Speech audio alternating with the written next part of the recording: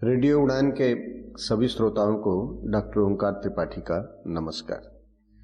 आइए माँ बागेश्वरी की वंदना से भागवत भगवान की कथा का प्रारंभ करते हैं।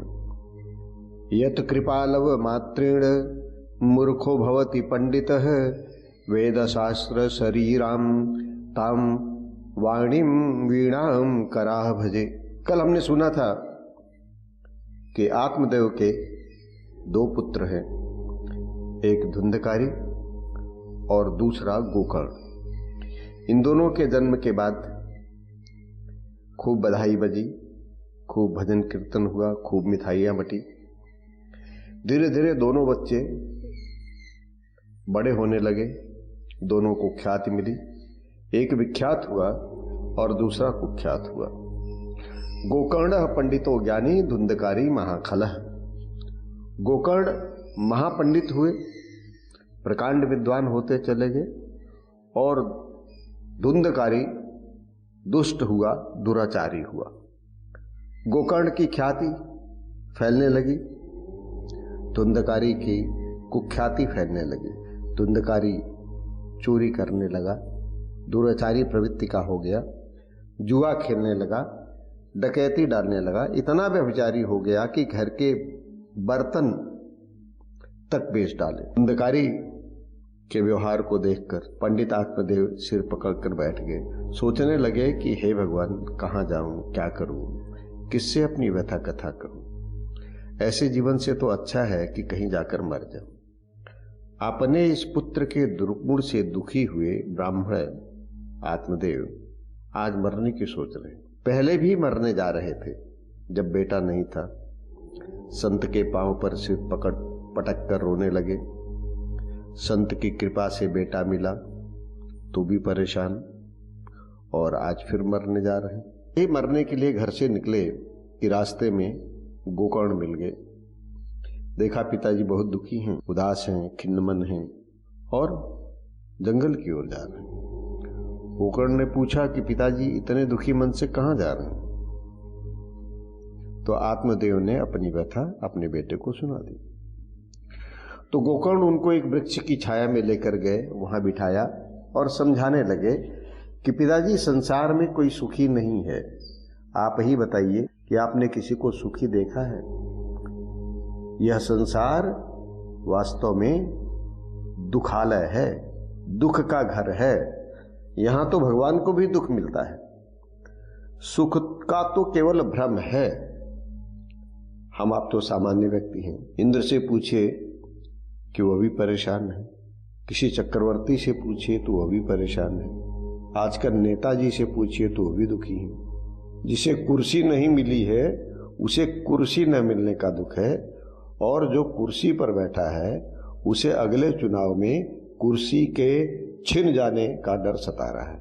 च इंद्रस्य सुखम किंचन सुखम चक्रवर्तिनः सुखमस्ति विरक्तस्य मुनिरेकांत जीविनः।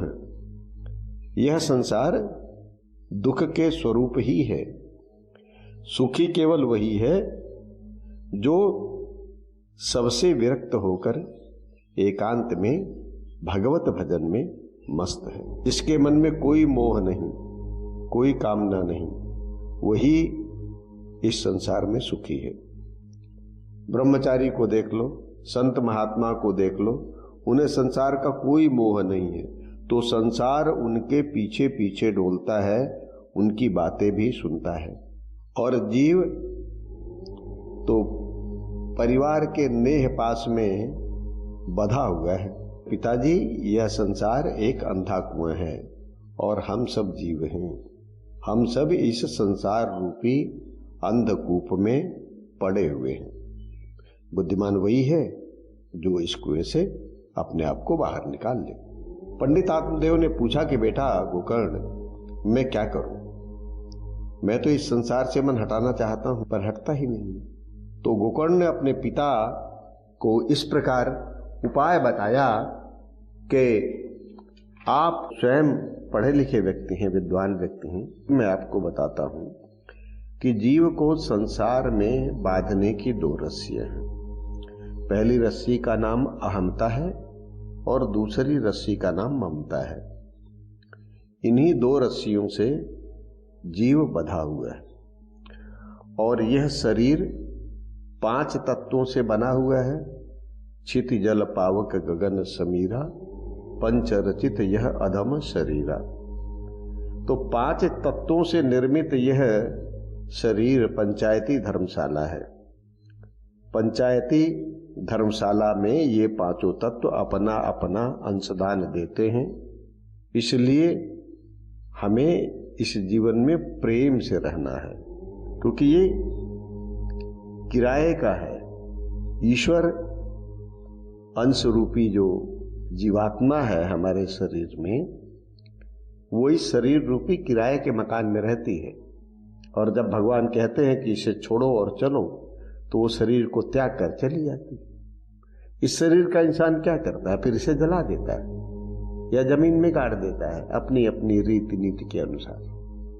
तो हम इस पंचायती धर्मशाला में किराएदार हैं, यानी हमारी आत्मा जीवात्मा किराएदार है, हम इसके स्वामी नहीं हैं। और हम इसके स्वामी नहीं है तो ये पंचायती धर्मशाला एक दिन खाली करनी पड़ेगी। इसीलिए देह पर बार बार विचार करो कि यह है शरीर तो हाड़ और मांस का बना हुआ है। जैसे ईंट और गारे से बना मकान बाहर से डेंट पेंट करके सुंदर बना देते हैं, वैसे ही यह शरीर है, शरीर रूपी भवन है। आत्मा इस पंचायती भवन में किराए पर है। परमात्मा इस आत्मा का मालिक है। मालिक ने कहा कि मकान खाली करो, चलो, तो करना पड़ेगा। जैसे मकान की एक उम्र होती है, वैसे ही इस पंचायती धर्मशाला की भी एक उम्र है। और फिर अपने मालिक की बात कौन टाल सकता है? ईश्वर अंश जीव, जीव ईश्वर का अंश है, इसलिए वह तो अविनाशी है। यह शरीर अपना विनाशी है, इसलिए शरीर का मोह छोड़ो। अब जो शरीर नहीं है तो ये धन दौलत भी नहीं है, शरीर तक तो साथ जाता नहीं, ये धन दौलत कहाँ साथ में जाएगा। इसलिए इन चीजों को बहुत महत्व मत दो।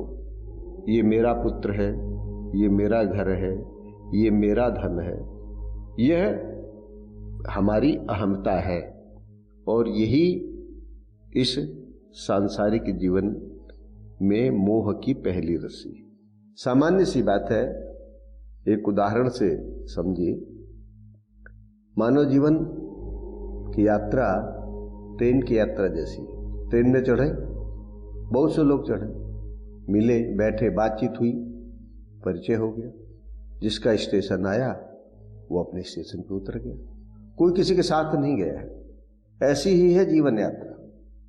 जैसे जीवन यात्रा शुरू हुई, कुछ सहयात्री मिल गए, माता के रूप में, पिता के रूप में, भाई के रूप में, बहन के रूप में, चाचा, बुआ, फुआ, तमाम रूप में। ये सब जीवन के सहयात्री। कल हम जिन्हें जानते तक नहीं थे, वो हमारी जीवन यात्रा के महत्वपूर्ण हिस्से बन गए। फिर बड़े हुए, शादी हो गई, एक नया सहयात्री आ गया, बेटी बेटा हुए तो और भी नए सहयात्री जुड़ते गए। इसी बीच दादाजी का स्टेशन आ गया तो दादाजी उतर गए और अपने धाम को चले गए। थोड़े दिन बाद पिताजी का स्टेशन आ गया, माताजी का स्टेशन आ गया, बुआ का स्टेशन आ गया। सबके स्टेशन आते गए और सब उतर करके अपने अपने धाम को जाते गए। अच्छा, जो नहीं उतरना चाहता या जिसने नहीं उतरना चाहा, वो काले कोट वाला टीटी आके जबरदस्ती उसे उतार दिया। भाई तेरा स्टेशन आ गया, उतर यहाँ से, नहीं उतरोगे जबरदस्ती धक्का दे दो। तो इस जीवन यात्रा की गाड़ी में नए नए सहयात्री मिलते हैं। जिसके स्टेशन आते हैं वो उतर जाता है, जिसका स्टेशन आता है वो चढ़ जाता है। पुत्र दाराप्त बंधु नाम संगम है पांत संगम है, इसलिए यह पांत संगम है। इस यात्रा का नियम यही है कि यात्री आते रहेंगे, यात्री जाते रहेंगे। इसलिए आवश्यक है कि सब यात्री प्रेम पूर्वक एक दूसरे से व्यवहार करें, ताकि जीवन सुगम रहे, आनंद में रहे, यात्रा कहीं भार न बन जाए। सभी यात्रियों से मेलजोल करके स्नेह पूर्वक यात्रा कीजिए। इस स्नेह को आसक्ति मत बनने दो कि यात्रा तो पूरी हो जाए लेकिन छोड़ने का मन ना हो। यदि यात्री इस रहस्य को जान ले तो जीवन यात्रा बड़ी सुखद और आनंदमय हो जाती है। लेकिन मनुष्य तो यह मेरा है, यह तेरा है, इसी उधेड़ बुन में लगा रहता है और झूठ, फरेब, चोरी, बेईमानी सब करता है। यह है दूसरी रस्सी ममता की। तो हे पिता जी, आप इस अहमता और समता की रस्सी का त्याग कर दो और इस नश्वर, क्षणभंगुर, अनित्य जगत को पहचानो। इस तन का, इस जगत का कोई भरोसा नहीं है। आपको संसार से, परिवार से राग करके क्या मिला? आपने अपने जीवन के 60 वसंत जीकर देख लिया। अब बाकी जीवन वैराग्य में बिताकर देखो, उसका भी आनंद लो। देखो कि इस वैरागी जीवन में क्या मिलता है। इसलिए अब आप लौकिक धर्म का परित्याग कर परम धर्म का आश्रय ले लो। आदमी क्या करता था? आए थे हरिभजन को, होटल लगे कपास। हम संसार में जिस लक्ष्य के लिए आए हैं, रोटी, चावल, आटा, दाल, मम्मी, पापा, भाई, बहन, इसमें वो तो भूल जाते हैं और हम भटक जाते हैं अपने लक्ष्य से। आए थे परम तत्व प्राप्त करने के लिए। मानव जन्म सांसारिक जीवन जीने के साथ साथ भक्ति, ज्ञान और वैराग्य के माध्यम से परम तत्व प्राप्त करने के लिए मिला हुआ है। लेकिन हम इस अहमता और ममता के रस्सियों में अपने आप को खुद ही इतना बांध लेते हैं कि जीवन तो बीत जाता है लेकिन हम इस बंधन से मुक्त नहीं हो पाते। और अंत में जब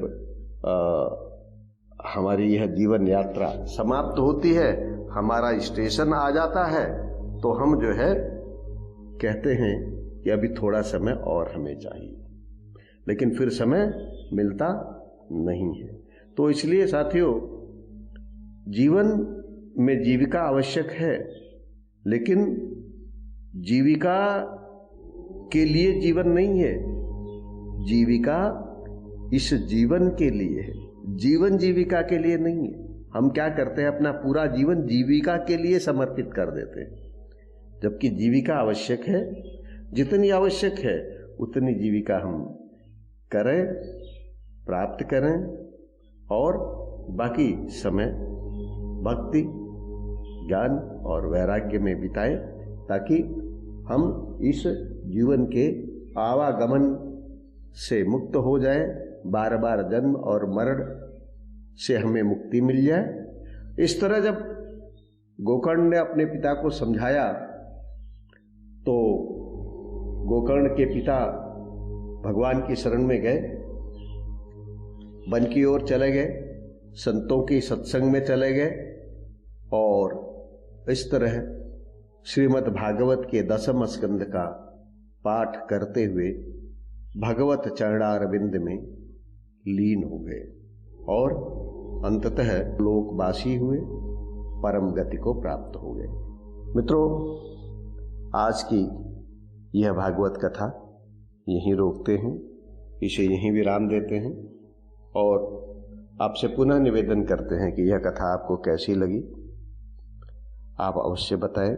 मेरा प्रयास है कि सरल भाषा में, सामान्य भाषा में आप तक ये बात पहुंचाई जाए कि जीवन यानी मानव जीवन सर्वोत्तम है और उसमें अपने सांसारिक जीवन और जिम्मेदारियों का निर्वहन करते हुए हमें परम भक्त